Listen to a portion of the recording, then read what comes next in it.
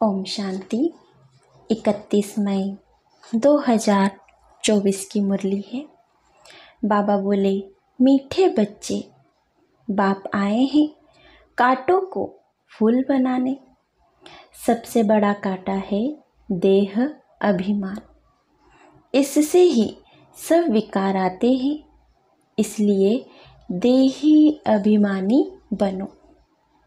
प्रश्न है, भक्तों ने बाप के किस कर्तव्य को न समझने के कारण सर्वव्यापी कह दिया है?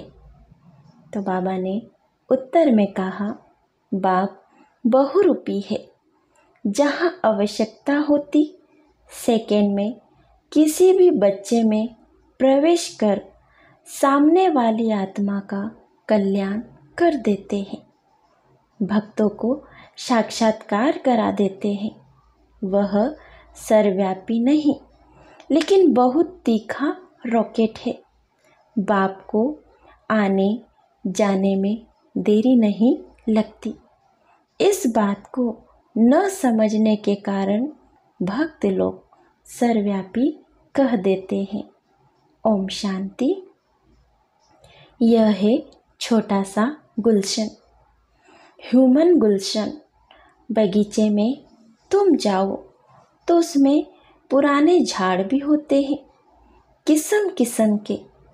कहाँ मुखड़ियाँ भी होती है, कहाँ आधी खिली हुई मुखड़ियाँ होती है। यह भी बगीचा है ना। अब यह तो बच्चे जानते हैं। यहाँ आते हैं कांटों से फूल बनने। श्रीमत से हम कांटे से फूल बन रहे हैं। कांटे जंगल के हैं, फूल बगीचे में होते हैं। बगीचा है स्वर्ग और जंगल है नरक। बाप भी समझाते हैं, यह है पतित कांटों का जंगल और वह है फूलों का बगीचा। फूलों का बगीचा था, वह अभी फिर कांटों का जंगल बना है। देह अभिमान है सबसे बड़ा कांटा। उसके बाद फिर सब विकार आते हैं। वहाँ तो तुम देही अभिमानी रहते हो। कहाँ? सतयुग में। आत्मा में ज्ञान रहता है कि अभी हमारी आयु पूरी होती है। अब हम यह पुराना शरीर छोड़ दूसरा जाकर लेंगे। साक्षात्कार होता है। हम गर्भ महल में जाकर विराजमान होंगे। फिर मुखड़ी बनकर मुखड़ी से फूल बनेंगे। यह आत्मा को ज्ञान है। सृष्टि चक्र कैसे फिरता है, यह ज्ञान नहीं है। सिर्फ यह ज्ञान रहता है कि यह शरीर पुराना है, इसको अब बदलना है। अंदर में खुशी रहती है। कलयुगी दुनिया की कोई भी रस्म आदि वहाँ होती नहीं। यहाँ होती है लोक लाज, कुल की मर्यादा। फर्क है ना। वहाँ की मर्यादा को सत्य मर्यादा कहा जाता है। यहाँ तो है असत्य मर्यादा। सृष्टि तो है ना, बाप आते ही है, जबकि असुरी संप्रदाय है। उसमें ही देवी संप्रदाय की जब स्थापना हो जाती है तब विनाश होता है। तो जरूर असुरी संप्रदाय है, उसमें ही देवी गुण वाली संप्रदाय स्थापन हो रही है। यह भी समझाया है, योग बल से तुम्हारे जन्म जन्मांतर के पाप नष्ट होते हैं। इस जन्म में भी जो पाप किए हैं वह भी बताने पड़े। उसमें भी खास है विकार की बात। याद में है बल, बाप है सर्वशक्तिमान। तुम जानते हो जो सर्व का बाप है, उनके साथ योग लगाने से पाप भस्म होते हैं। यह लक्ष्मी नारायण सर्वशक्तिमान है ना। सारी सृष्टि पर इनका राज्य है। वह है ही नई दुनिया, हर चीज नई। अब तो जमीन ही कलराठी हो गई है। अभी तुम बच्चे नई दुनिया के मालिक बनते हो, तो इतनी खुशी रहनी चाहिए। जैसे स्टूडेंट वैसी खुशी भी जास्ती होगी। तुम्हारी यह है उच्च ते उच्च यूनिवर्सिटी। उच्च ते उच्च पढ़ाने वाला है। बच्चे पढ़ते भी हैं उच्च ते उच्च बनने के लिए। तुम कितना नीच थे, एकदम नीच से फिर उच्च बनते हो। बाप खुद ही कहते हैं तुम स्वर्ग के लायक थोड़े ही हो, अपवित्र वहाँ जा ना सके। नीचे है तब तो उच्च देवताओं के आगे उन्हों की महिमा गाते हैं। मंदिरों में जाकर उन्हों की ऊंचाई और अपनी नीचता का वर्णन करते हैं। फिर कहते हैं रहम करो तो हम भी ऐसे उच्च बने। उन्हों के आगे माथा टेकते हैं। है तो वह भी मनुष्य, परंतु उनमें देवी गुण है। मंदिरों में जाते हैं, उन्हों की पूजा करते हैं कि हम भी उन्हों जैसे बने। यह कोई को पता नहीं है कि उन्हों को ऐसा किसने बनाया। तुम बच्चों की बुद्धि में सारा ड्रामा बैठा हुआ है। कैसे इस देवी झाड़ का सैपलिंग लगता है। बाप आते भी है संगम युग पर। यह पतित दुनिया है, इसलिए बाप को बुलाते हैं हमको आकर पतित से पावन बनाओ। अभी तुम पावन होने के लिए पुरुषार्थ करते हो। बाकी सब हिसाब किताब चुकतू कर चले जाएंगे शांति धाम। मन मना भव का मंत्र है मुख्य, जो तुमको बाप देते हैं। गुरु लोग तो ढेर के ढेर है, कितने मंत्र देते हैं। बाप का है ही एक मंत्र। बाप ने भारत में आकर मंत्र दिया था, जिससे तुम देवी और देवता बने थे। भगवानु वाच है ना। वो लोग भल श्लोक आदि कहते हैं, परंतु अर्थ कुछ भी नहीं समझते। तुम अर्थ समझा सकते हो। कुंभ के मेले में जाते हैं, वहाँ भी तुम सबको समझा सकते हो। यह है पतित दुनिया नरक। सतयुग पावन दुनिया थी, जिसको ही स्वर्ग कहा जाता है। पतित दुनिया में कोई पावन हो ना सके। मनुष्य गंगा स्नान कर पावन होने के लिए जाते हैं, क्योंकि समझते हैं शरीर को ही पावन बनाना है। आत्मा तो सदैव पावन है ही। आत्मा सो परमात्मा कह देते हैं। तुम लिख भी सकते हो, आत्मा पवित्र होगी ज्ञान स्नान से, न कि पानी के स्नान से। पानी का स्नान तो रोज करते रहते हैं, कि बाबा कहते हैं ना कि आत्मा पवित्र होगी ज्ञान स्नान से, न कि पानी के स्नान से। बाबा कहते हैं जो भी नदियाँ हैं उनमें रोज स्नान करते रहते हैं। पानी भी वही पीते हैं। अब पानी से ही सब कुछ किया जाता है। बातें कितनी सहज है, परंतु किसी की भी बुद्धि में आती नहीं है। ज्ञान से ही सद्गति होती है सेकंड में। फिर कहते हैं ज्ञान इतना अथाह है जो सारा समुद्र शाही बनाओ, जंगल को कलम बनाओ, धरती को कागज बनाओ तो भी अंत नहीं हो सकता। बाप भिन्न भिन्न पॉइंट्स तो रोज समझाते रहते हैं। बाप कहते हैं आज तुमको गुह्य बातें सुनाता हूँ। बच्चे कहते हैं पहले क्यों नहीं सुनाया? अरे पहले कैसे सुनाएंगे? कहानी शुरू से लेकर नंबरवार सुनाएंगे ना। पिछाड़ी का पाठ पहले कैसे सुना सकेंगे? यह भी बाप सुनाते रहते हैं। यह सृष्टि चक्र के आदि मध्य अंत का राज तुम बच्चे जानते हो।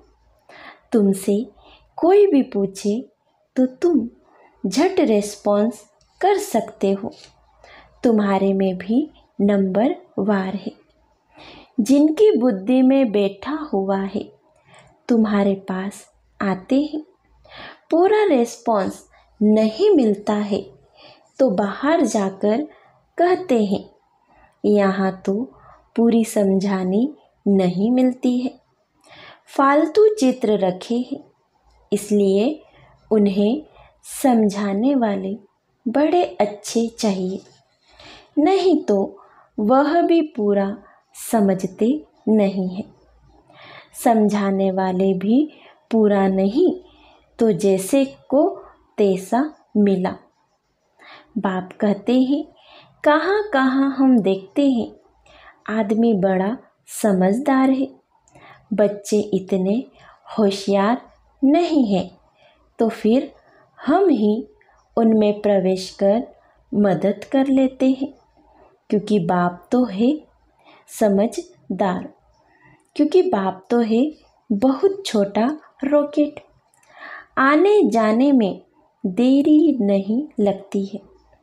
उन्होंने फिर बहुरूपी व सर्व की बात उठा ली है। बाबा कहते हैं ना कि बाबा को आने जाने में देरी नहीं लगती, तो उन्होंने फिर बहुरूपी व सर्वव्यापी की बात उठा ली। यह तो बाप तुम बच्चों को बैठ समझाते हैं। कोई कोई आदमी अच्छे होते हैं तो उन्हों को समझाने वाले भी ऐसे चाहिए। आजकल तो कोई छोटेपन से भी शास्त्र कंठ कर लेते हैं, क्योंकि आत्मा संस्कार ले आती है। कहाँ भी जन्म ले फिर वहाँ वेद शास्त्र आदि पढ़ने लग पड़ेंगे। अंतमति सो गति होती है ना।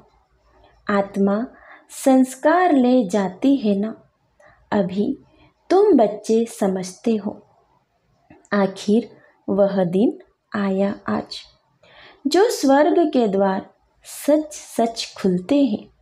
नई दुनिया की स्थापना, पुरानी दुनिया का विनाश होना है। मनुष्यों को तो यह भी पता नहीं कि स्वर्ग नई दुनिया में होता है। तुम बच्चे ही जानते हो। हम सच्ची सच्ची सत्यनारायण की कथा व अमरनाथ की कथा सुन रहे हैं। है एक ही कथा, सुनाई भी एक ने है, फिर उसके शास्त्र बनाए हैं। दृष्टांत सब तुम्हारे हैं जो फिर भक्ति मार्ग में उठा लिए हैं। तो संगम पर बाप ही आकर सब बातें समझाते हैं। यह बड़ा भारी बेहद का खेल है। इसमें पहले है सतयुग, त्रेतायुग, राम राज्य, फिर होता है रावण राज्य। यह ड्रामा बना हुआ है। इनको अनादि अविनाशी कहा जाता है। हम सब आत्माएं हैं, यह ज्ञान कोई को है नहीं जो तुमको बाप ने ज्ञान दिया है। जो भी आत्माएं हैं उन्हों का पाठ ड्रामा में नोंद हुआ है। जिस समय जिसको जो पाठ होगा उसी समय आएंगे, वृद्धि को पाते रहेंगे। बच्चों के लिए मुख्य बात है पतित से पावन बनना। बुलाते भी है पतित पावन आओ। बच्चे ही बुलाते हैं, बाप भी कहते हैं हमारे बच्चे काम चिता पर बैठ भस्म हो गए हैं। यह है यथार्थ बातें। आत्मा जो अकाल है उनका यह तख्त है, लोन लिया हुआ है। ब्रह्मा के लिए भी तुमसे पूछते हैं यह कौन है, तो बोलो देखो लिखा हुआ है भगवानुवाच। मैं साधारण तन में आता हूँ, वह सजा हुआ श्री कृष्ण ही 84 जन्म ले साधारण बनता है। साधारण ही फिर वह कृष्ण बनता है। नीचे तपस्या कर रहे हैं, जानते हैं हम यह बनने वाले हैं। त्रिमूर्ति तो बहुतों ने देखा है, परंतु उनका अर्थ भी चाहिए ना। स्थापना जो करते हैं फिर पालना भी वही करेंगे। स्थापना के समय का नाम, रूप, देश, काल अलग, पालना का नाम, रूप, देश, काल अलग है।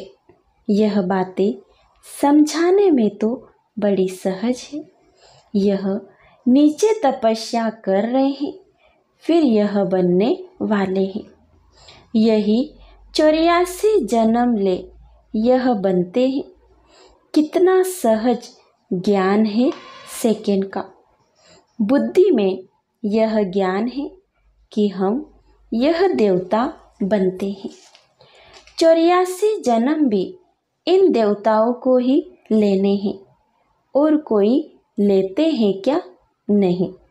84 का राज भी बच्चों को समझा दिया है। देवताएं ही हैं जो पहले पहले आते हैं। खिलौना होता है ना मछलियों का, मछली ऐसे नीचे आती है फिर ऊपर चढ़ती है, वह भी जैसे सीढ़ी है। भ्रमरी, कछुए आदि के भी जो मिसाल दिए जाते हैं वह सब इस समय के हैं। भ्रमरी में देखो कितना अक्ल है।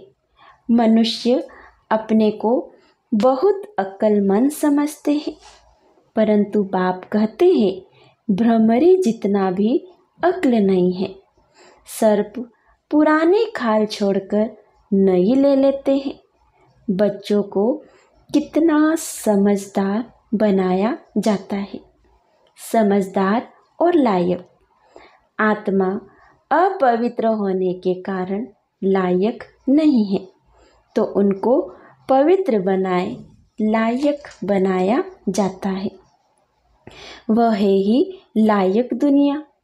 यह तो एक बाप का ही काम है जो इस सारी सृष्टि को हेल से हेवन बनाते हैं। हेवन क्या होता है यह मनुष्यों को पता नहीं है। हेवन कहा जाता है देवी और देवताओं की राजधानी को। सतयुग में है देवी देवताओं का राज्य। तुम समझते हो सतयुग नई दुनिया में हम ही राज्य भाग्य करते थे। बाबा कहते हैं 84 जन्म भी हमने ही लिया होगा। कितना बार राज्य लिया है और फिर गवाया है, यह भी तुम जानते हो।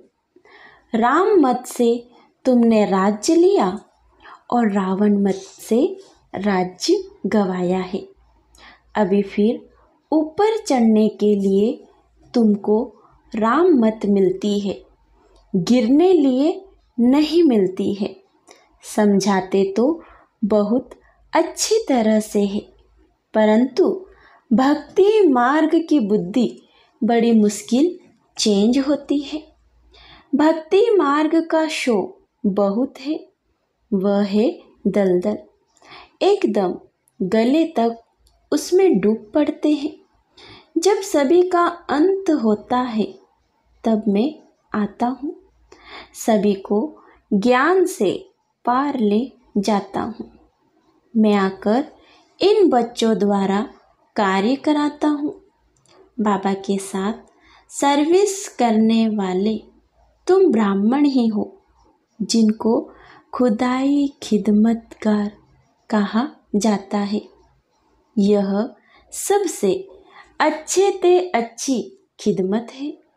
बच्चों को श्रीमत मिलती है, ऐसे ऐसे करो, फिर उनसे छाट कर निकलेंगे। यह भी नई बात नहीं है। कल्प पहले भी जितने देवी देवता निकले थे वही निकलेंगे। ड्रामा में नूंद है, तुमको सिर्फ पैगाम पहुंचाना है बहुत सहज। तुम जानते हो भगवान आते ही है कल्प के संगम पर, जबकि भक्ति फुल फोर्स में है। बाप आकर सबको ले जाते हैं। तुम पर अभी बृहस्पति की दशा है। सब स्वर्ग में जाते हैं, फिर पढ़ाई में नंबरवार होते हैं। कोई पर मंगल की दशा तो कोई पर राहु की दशा बैठती है। अच्छा, मीठे मीठे सिखिलदे बच्चों प्रति मात पिता बाप दादा का याद प्यार और गुड मॉर्निंग। रूहानी बाप की रूहानी बच्चों को नमस्ते। हम रूहानी बच्चों की रूहानी मात पिता बाप दादा का याद प्यार गुड मॉर्निंग, नमस्ते नमस्ते, शुक्रिया बाबा शुक्रिया। धारणा के लिए मुख्य सार है पहला, लायक और समझदार बनने के लिए पवित्र बनना है। सारी दुनिया को हेल से हेवन बनाने के लिए बाप के साथ सर्विस करनी है। खुदाई खिदमतगार बनना है। दूसरा है, कलयुगी दुनिया की रस्म रिवाज, लोक लाज, कुल की मर्यादा छोड़ सत्य मर्यादाओं का पालन करना है। देवी गुण संपन्न बन देवी संप्रदाय की स्थापना करनी है। वरदान है, अपवित्रता का अंश, आलस्य और अलबेलेपन का त्याग करने वाले संपूर्ण निर्विकारी भव। कि अपवित्रता का अंश, आलस्य और अलबेलेपन का त्याग करने वाले संपूर्ण निर्विकारी भव। दिनचर्या के कोई भी कर्म में नीचे ऊपर होना, आलस्य में आना या अलबेला होना, यह विकार का अंश है, जिसका प्रभाव पूजनीय बनने पर पड़ता है। यदि आप अमृत वेले स्वयं को जागृत स्थिति में अनुभव नहीं करते, मजबूरी से व सुस्ती से बैठते हो, तो पुजारी भी मजबूरी व सुस्ती से पूजा करेंगे। तो आलस्य व अलबेलेपन का भी त्याग कर दो, तब संपूर्ण निर्विकारी बन सकेंगे। स्लोगन है, सेवा भले करो लेकिन व्यर्थ खर्च नहीं करो। कि क्या कह रहे बाबा, सेवा भले करो लेकिन व्यर्थ खर्चे नहीं करो।